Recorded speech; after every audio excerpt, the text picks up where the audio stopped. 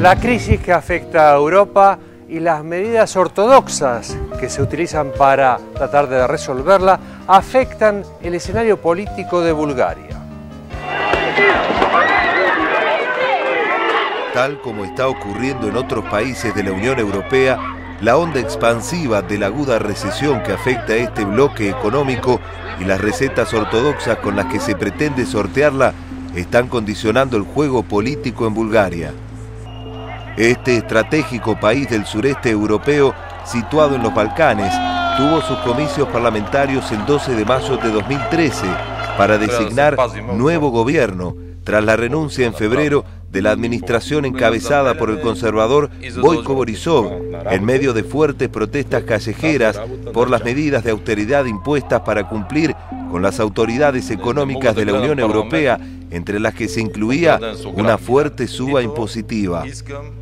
We were shocked by the degree of alienation between citizens and the political institutions, the degree of discreditation the political actors, all political actors and the institutions suffer.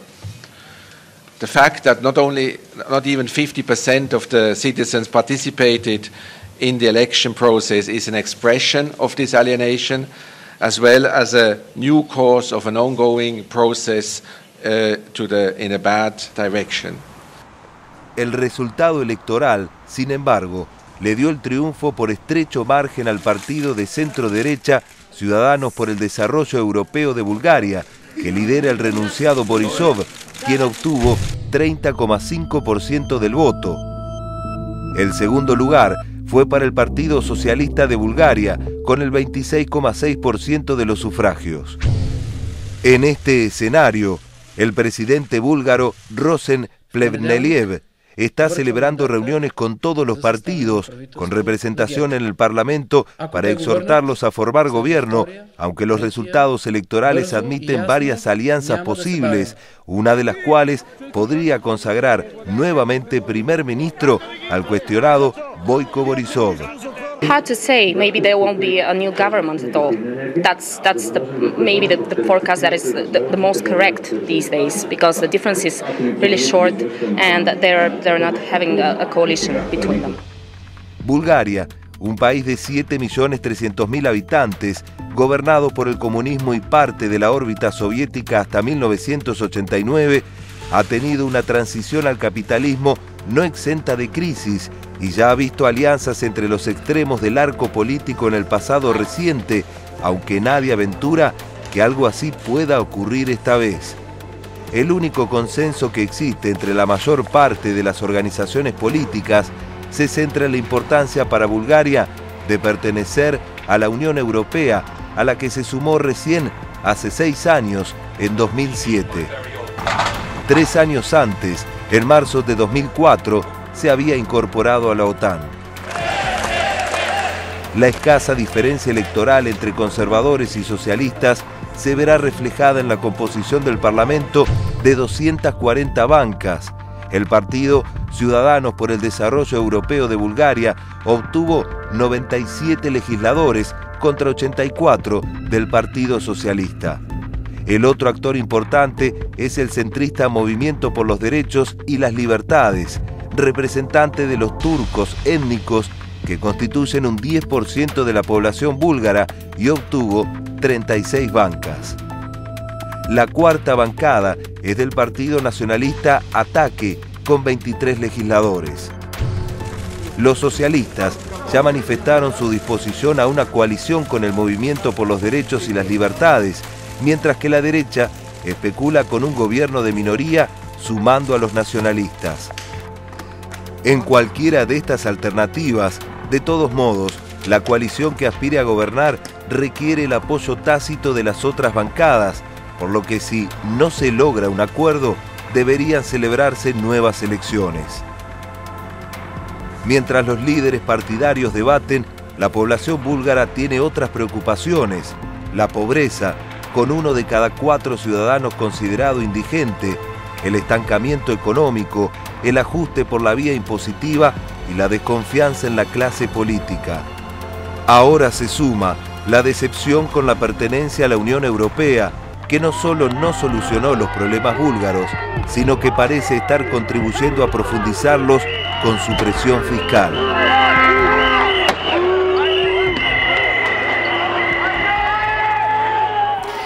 Estos países de Europa Oriental que formaron parte del bloque socialista hasta 1989, como decía el informe, con distintas velocidades y por ahí con distintas características, pero fueron sufriendo procesos similares de, en primer lugar, de acaparamiento de las grandes empresas de Europa Occidental a sus mercados. Eso es como primera medida. En el caso de Bulgaria estábamos viendo que fue parte de la Unión Europea, pero para integrarse a la Unión Europea, por ejemplo, tuvo que cerrar 2 de sus centrales nucleares por las cuales se alimentaba eléctricamente, vendía electricidad y después de cerrarla tiene ahora una empresa checa y una empresa austríaca que les proveen electricidad, que le aumentaron las tarifas y que por justamente el aumento de tarifas fue que comenzó esta gran protesta masiva que terminó con estas elecciones anticipadas que estamos debatiendo hoy. Y otra cosa interesante en el caso de algunos países de la Europa Oriental es también el tembladeral, yo diría la desintegración. Los vecinos de Bulgaria son la ex Yugoslavia, Kosovo, Serbia, Macedonia y por otro lado Grecia, otro país que está realmente en crisis, ¿no?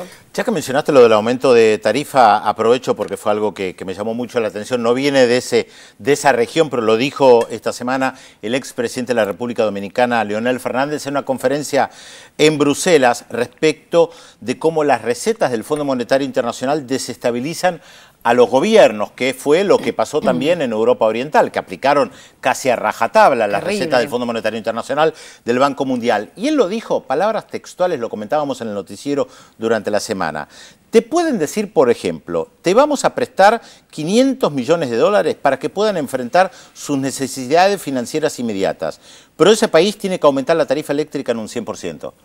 Palabras textuales de un expresidente, o sea, de cómo funciona, y es lo que vos describiste recién respecto de Bulgaria, que además desde la te dan el caramelo de que vas a ingresar a la Unión Europea, a cambio tenés que privatizar, por supuesto, cerrar, privatizar, y además son el sur del sur. Y después te prestan la plata porque te sumiste en una crisis económica, entonces te prestan la plata. Incluso hubo países a los que les prestaban dinero para hacer la reestructuración económica hacia el capitalismo y hacia el neoliberalismo, y después esa plata la tenían que pagar.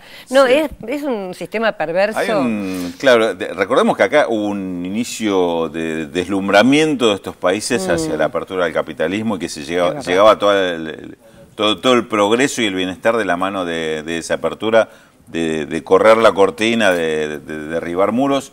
Y la realidad mostró esto que hoy debería revisarse muy seriamente sobre estos sistemas de integración, donde los países más chicos han sido los más terriblemente perjudicados por toda esta crisis. Es decir, integraciones que valió para que le hicieran pagar los costos de la crisis a muchos de estos países. Ahora la crisis alcanzó a los países centrales, pero ya que estamos hablando de Bulgaria, tengamos en cuenta cómo han funcionado estos países satélites, estos países periféricos dentro de la Unión Europea, cómo fue un sistema centrista en cuanto no solo al poder, al manejo y al control de la política, sino también en cuanto a los resultados. No es casual que Alemania haya sido el país más beneficiado de la integración. No es casual que hoy sean Grecia, Portugal, haya sido Islandia en su momento, ahora lo estamos viendo en Bulgaria, los que tienen los impactos más nocivos de esa forma de integración. Lo que acaba de describir Telma, el tema de obligarlo a cerrar centrales nucleares para abastecerse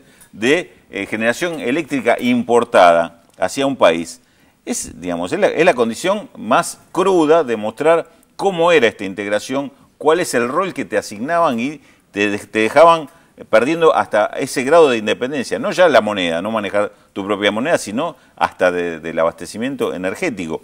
Me parece que esto es un tema que también hay una cuestión mucho más profunda a debatir y que pone en cuestionamiento, que es la integración. ¿Qué se entiende por integración? Sobre todo cuando es integración económica, y qué normalmente es tan desigual esa integración económica, no solo en los efectos, sino no solo en los costos, sino también en los beneficios. Y esto me parece que todavía no se está discutiendo como se debe en Europa, fundamentalmente por lo que veíamos cuando analizamos Grecia y recibimos información de Grecia.